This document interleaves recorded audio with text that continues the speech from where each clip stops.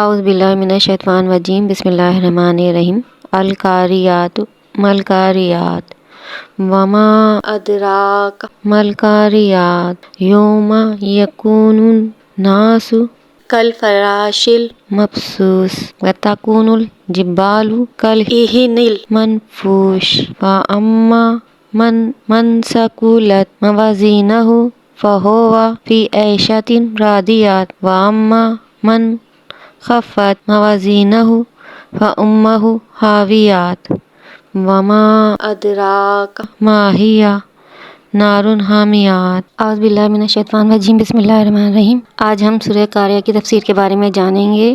اس میں 1 رکوع 8 آیتیں ہیں۔ یہ سورت نبی کریم صلی اللہ علیہ وسلم کی مکی زندگی کے ابتدائی دور میں نازل ہوئی۔ اس سورت میں قیامت کے حالات کا ذکر کیا گیا ہے جو کہ آخرت پر ایمان لوگوں کے اعمال پر سب سے زیادہ اثر انداز ہوتا ہے۔ اس صورت میں بتایا گیا ہے کہ قیامت کے دن انسانوں کے اعمال کا وزن کیا جائے گا۔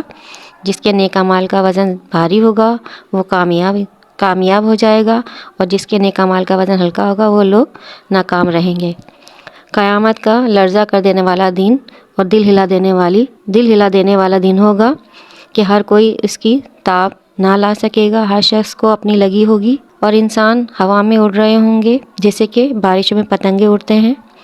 پہاڑ دھنکی ہوئی روئی کی مانند ہوں گے، اور جب حساب کتاب کیا جائے گا تو جس کے تول میں نیکیاں زیادہ ہوں گی وہ تو خوش ہوں گے اور آرام کے باغ چین کے باغوں میں ہوں گے، اور کافر کی برائیاں بدترین صورت میں تول میں رکھی جائیں گی اور ان کا ٹھکانہ جہنم ہوگا۔ اس میں انتہا کی سوزش اور تیزی ہوگی۔